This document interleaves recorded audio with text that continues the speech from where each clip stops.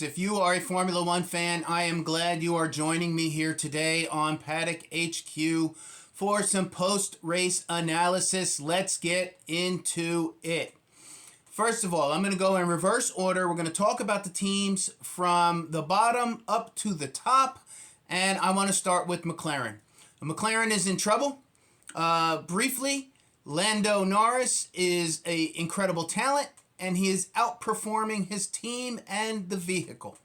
We need to see what happens with McLaren. They have a rich, storied history. They're definitely in trouble this season, and I expect them to be at the bottom of the pile. Of course, their other driver is rookie Oscar Piastri, a very talented, highly anticipated rookie, but a rookie nevertheless. So McLaren has some work to do. Let's see what they can put together over the first couple of weeks of the season and see if they can improve. But quite frankly, I expect them to be in the bottom three by the end of the season. So that's where we go with that. And we move up to Haas. Haas is an American-owned team. I like Haas. I'm an American. I'm following the American fan base here in the United States. And Haas has utterly disappointed in this first week. We have Nico and Kevin as the two drivers. They're very good, quality veteran drivers.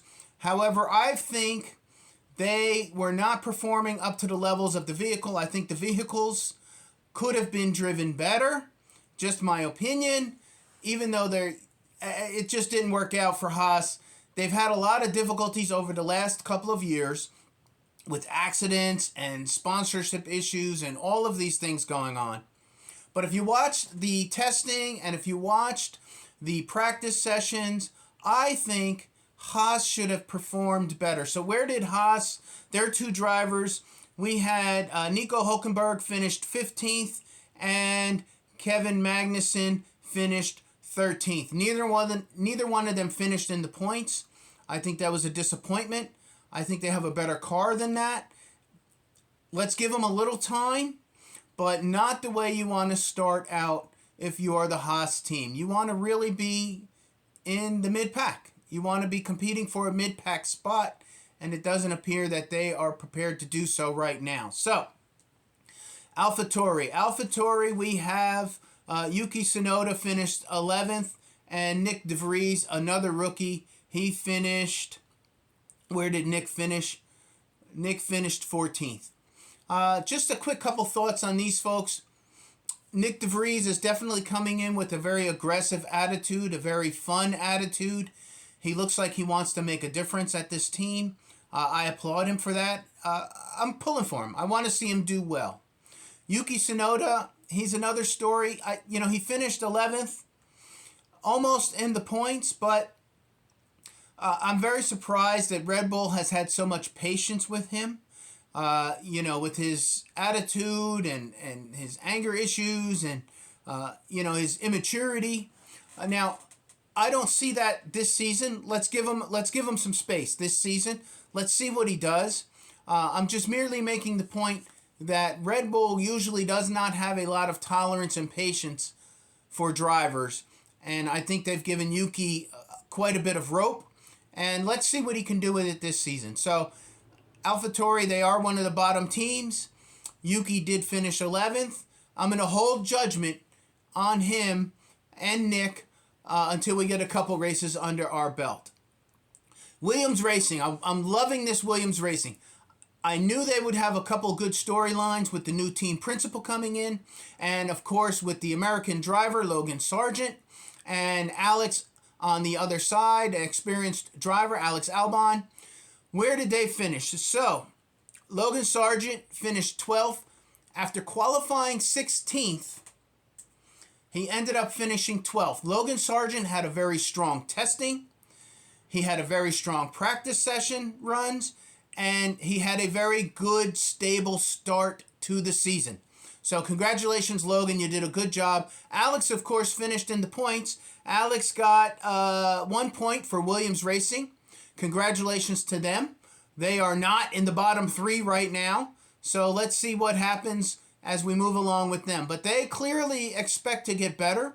They're excited about their vehicles. And quite frankly, so am I.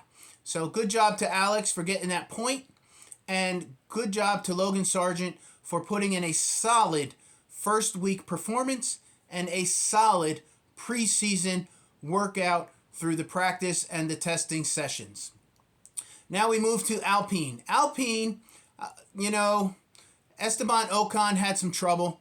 He got penalized 3 times in the race. It was a very, very terrible, forgettable day for him.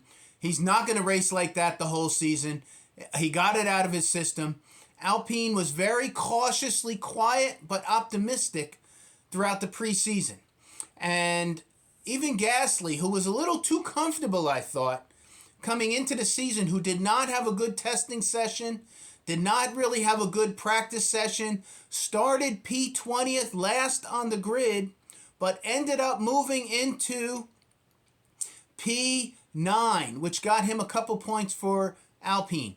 They are going to be a fun team to watch as well. They are a mid-pack team. I expect them to finish, right up there, 4th or 5th, when the season ends. And if you've been following me on any of my outlets or any of my videos or my social media, you know that I am hot on Pierre Gasly. I think it was a great move for him, moving to Alpine, and I expect him to have a breakout season. You heard it here. These are my predictions for him. I think Pierre is going to get 1 or 2 podiums, and he's going to get a couple top 5 finishes, and he's going to have a great season by the end of the season. He is my pick for breakout driver of the year. One of them. Now, let's move on to... So, regarding Esteban Ocon, we talked about him. Gasly, we talked about him. Let's go to Alfa Romeo. Bottas, good, solid performance. They have room for improvement as well. Zhou Guanyu got the fastest lap. I haven't spent a lot of time talking about this team, Alfa Romeo, but they're in the mix, and they deserve some attention. So they have a vehicle that can run. Zhou got fastest lap in Bahrain, week 1, with the DHL fastest lap award, at least for the week, not for the season, obviously. And Bottas put in a solid performance as well. Bottas finished 8th. He got 4 points for the team, and they're going to be an interesting story to watch as well. Moving on, Ferrari. Ferrari has some issues. We know. Charles Leclerc, his car, it turned into a bucket. They had to stop. He did not finish, and that caused some problems for Ferrari. Ferrari, a rich, big history, like McLaren, but Ferrari's obviously in a much different spot than McLaren. I'm just referencing them because they're these storied historical teams where the expectations, no matter where they finished last year, the expectations are always high at the beginning of the season. And one of their cars to drop out in the race week 1 was terrible. It was really bad for Ferrari. They have some work to do. They've got the new team principal moving over as well. If you've been watching, Fred Vasseur came over to Ferrari. He's got a new strategy. He's got some new moves. But at the bottom line, you have to have a reliable car, even though you have 2 incredible drivers. Ferrari, not good. Not good. Now, they put Carlos Sainz up there in 4th. He had a chance for a podium, but it slipped away because Aston Martin was too quick. We're going to talk about Fernando in a minute. Certainly, everybody's talking about Fernando. He's reignited his career. It's going to be a lot of fun. But just some final thoughts on Ferrari. So, we have to see with very, very close attention what happens with that team strategy-wise, the vehicle reliability-wise, the attitude of the drivers. Let's see what Ferrari can do. But what they did week 1 was not good enough. It was not good enough for Ferrari because they build very fast cars, and it seems like all the errors are reliability, strategy, all these different aspects of the race that I think, are fixable. So that's kind of where we are with Ferrari. Mercedes. I was not hot on Mercedes. I consider Mercedes a mid-pack team. But they finished where Lewis was 5th. He got 10 points. And George Russell was 7th. I think that was about as good as you can expect from Mercedes week 1. They did not have a good testing and practice preseason running up to. So for them to finish up there like that with both those cars in the points was a good job. Lewis Hamilton was not in a very good headspace this week. He wears his emotions on his sleeve like George Russell. We'll talk about George Russell in a minute. But good finish for Mercedes. If you're a Mercedes fan, you probably don't like me saying that. You probably don't like hearing that because they were so dominant for so long. But the landscape has changed and we are in a new day. So for both the Mercedes drivers to finish 5 and 7, I would take that for Mercedes. Lewis Hamilton seemed a little bit better in his attitude and perspective after the race. Let's see how the season goes along for them. If you've been following, you heard George Russell. He was much quoted. He says he thinks Red Bull's going to win every single race for the entire season. Now, of course, I'm sure they talked to him. He showed some immaturity with that statement. Why? Well, there are a lot of things that go into a race. It's not just who can build the fastest car. It's timing of the race, night, day, teammates, whether the teammates are working with each other, whether they're defending, your tire strategy, your pit strategy, the decision making, all of this goes into a season. And for George Russell to say Red Bull, right out the bat, Red Bull's going to win every race for the entire season, he has to remember that you have 800, 1,000, 1,300 team members that are putting those vehicles together. And because he's a spokesman for the team, you have to keep those guys motivated. You have to keep them engaged for the entire season. You don't want anybody dropping their pack and quitting week 2 because you said Red Bull's got it all. We're just kind of a sideline bystander in the group. So that was a mistake. It was an error. I like George Russell's competitiveness. I like his spirit. But he should not have said that. If you're a Mercedes guy, you got to be careful, especially because it's Red Bull. And they are, they're arch rivals. So that goes the same with that. Mercedes, good job finishing. Better space with Lewis Hamilton in his headspace after the race. George Russell makes an error. He needs to correct it and watch what he says moving forward. Aston Martin, first of all, good job to Lance Stroll.